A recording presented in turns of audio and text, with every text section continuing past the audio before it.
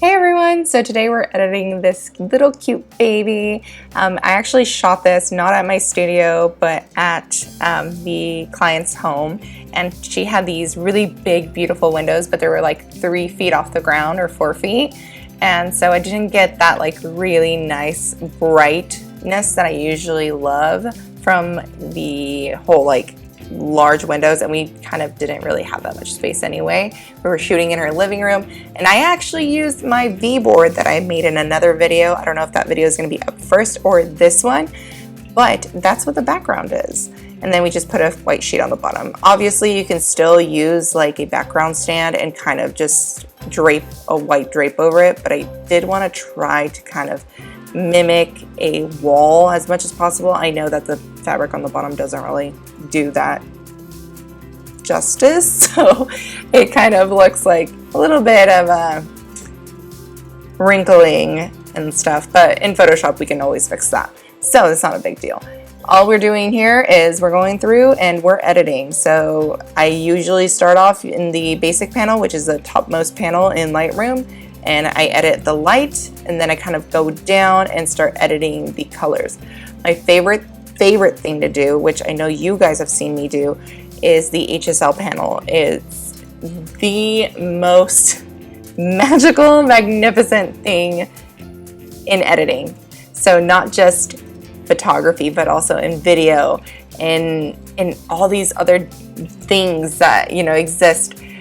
And lowering my yellows is probably my go-to. So if you're shooting in all white and you feel like, dang, I can't get it right, try lowering those yellows, because I promise you a lot of the time, especially if you're shooting in Nikon, which loves to have yellow, it'll kind of help a little bit.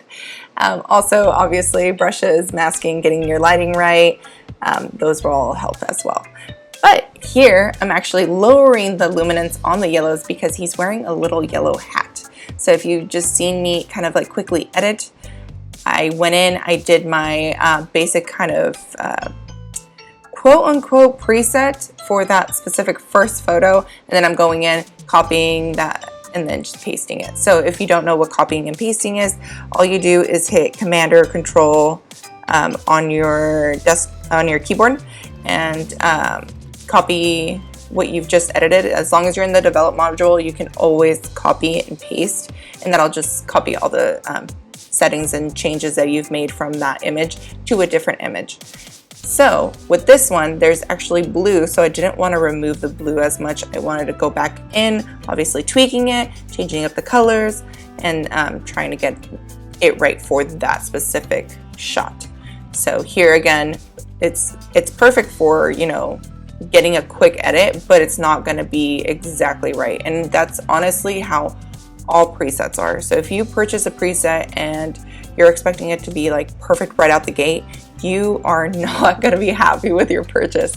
You do have to change up some things because every situation is different. Every lighting scenario is different, and you're going to have color spill, you're going to have contrast already with the light, you're going to be in different situations, lighting, colors, tones, everything. So changing it up for your specific style and for your specific shot will help a lot if you go into purchasing presets or creating your own presets with that idea in mind. Now, with this photo specifically, we're going to go ahead and bring it into Photoshop in a few and kind of just show what we can do from there, and then kind of just clean it up a little bit. So a lot of the time Lightroom is really, really good for just lighting, and you can do an array of things in Lightroom, and I usually do. So I will use my brushes, which are tremendous, and I will usually do some patchwork here, so like healing, patching, changing up, you know, the background if it's too busy or too muddy or there's too much going on, then I'll edit in Photoshop. So here we're doing some lighting in his eyes, which, oh my gosh, he has the most beautiful brown eyes. He has such big, beautiful brown eyes. And then they're so complemented by those big, huge, like dark lashes. And I can go on for days about complimenting little babies because they're just so squishy and so cute, and I just love them. But here's kind of like the before and after. So with darker eyes, usually I want to add a little bit of a brightness just to enhance those catch lights, because dark eyes obviously are darker and dark colors don't reflect color that much or light as much, so you kind of get like a little bit of a depth issue there. And then also I did just add a bunch of contrast to the whole image, so we kind of just want to balance that out for the finer details like his eyes. Here I just added some brightness to the background by desaturating and masking off my subject, which is a really cool new thing that Lightroom has come out with, where they allow you to kind of use AI. So it'll go in and it'll kind of like find your subject, and then it'll mask it from whatever you're trying to do.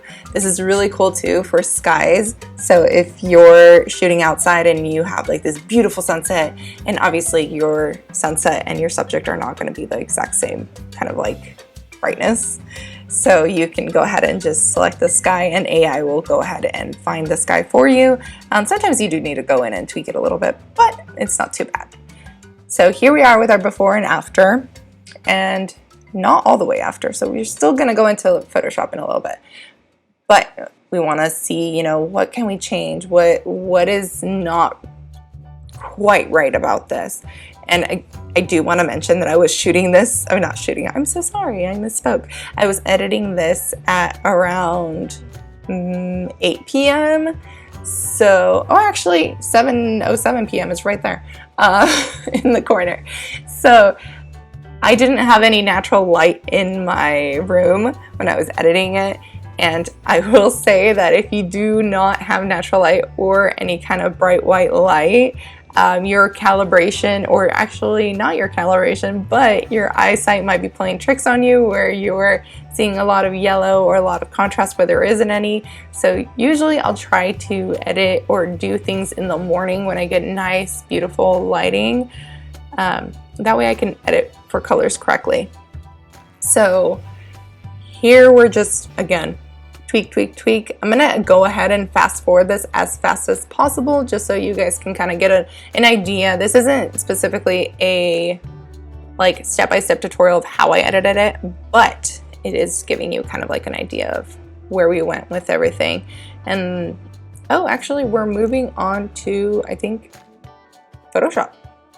So it opened it in Photoshop. What I'm going to do now is I'm going to go ahead and just start tweaking out those colors by going into the HSL panel. I like to drop my hue, make it very unnatural so that I can see where it's actually affecting, and then try to change it from there. So we're changing up the saturation, and then we're going to see if there's any reds, which obviously there are, because reds are a part of your skin tone. And so we're going to change that up a little bit, desaturate if where needed, and change up the hue a little bit so he's not so like blotchy.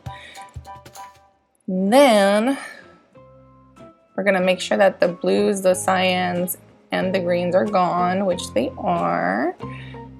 We're gonna create a snapshot, flatten, and then we're gonna see if maybe we need to change up anything here. A cool little trick is going into adjustments and then clicking that white button, or the white dropper, and then seeing how bright your image gets. Again, I was editing this like super late, so my eyes were kind of playing tricks on me. So I was like, is it bright? Is it not bright enough? I don't know what to do. So doing this kind of like helped me like situate myself in where the light actually was going and how bright something might be versus what I'm perceiving to be white might actually be gray, and I want to punch those whites just a little bit more. So that helps a lot. And it also helps that it shows you like, hey, this is where we're gonna clip at. So that's nice. All right, so we're gonna do some Gaussian blur. That's just filter, blur, Gaussian blur, and then we're gonna brush it on and get this baby all nice and smooth. You can also alternatively edit with not a preset. In Photoshop, they're not called presets, they're called actions. So you can edit with an action that has a smoothing tool, but if you don't have one, this is a great way to do it. Just Gaussian blur and then get it to where it's like blurry enough, and then just using a soft round brush and brushing it on. That really does like change things up. You can also download, I forgot what it's called, Imagenomic or something like that. It's like an AI plugin that creates smooth skin that I know a lot of photographers use it. I actually use it as well. I believe I'm coming out with a video that I'm using it as well, and I'm pretty sure I've had videos that I'm using it. So it's really nice. Okay, so we can change up the lighting as much as we want. I'm just, again, kind of like seeing where I can go from here, but it's not really that necessary because the baby does look really good already by himself, like with the lighting we did in Lightroom. And again, I have to let you guys know, do not edit in the dark. It plays tricks on you. It really does. So the whole time I was trying to like edit this image, I was like, what am I doing wrong? Why can't I get these lights right? Like, I don't know what I'm doing wrong. And I just end up kind of like going back to square one the next day and just letting it be, because there was way too much going on.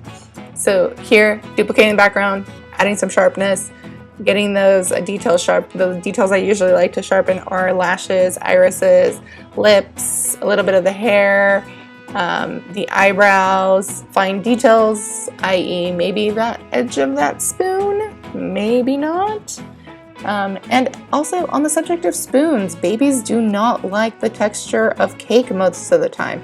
So if you're shooting a little cake smash and the baby is like screaming, please let your clients know beforehand that most babies do not like the texture of it because they can't get that off. Buttercream is very sticky, very slimy, and it doesn't go away. Like, the butter is butter. It's gonna keep it on their hands and kind of just slip and slide everywhere, and they just tend to not like it. Whipped cream is a good, alternative, but still that stickiness, just having baby wipes on hand, getting them water because sugar is dehydrating for babies, just getting them, making sure that they're actually fed beforehand too, because a lot of the time when they're cranky and they are hungry, they are not going to have a great time.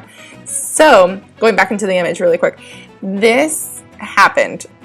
So somehow when I exported it, it turned green, and I was like, what settings did I have it on? And I tried opening it again, and I kind of like tried to fix it and seeing how, like maybe if I change up the HSL, which kind of like worked, but it made it dull, like there wasn't a lot of variety in the image. So I scrapped it, and I was just like, it's cool, I'll just edit it later. It's not a big deal. So yeah, I mean, that's about it, guys. I hope you learned something new, and if anything, thanks for listening in and hanging out with me. All right, I'll see you guys in the next one. Bye.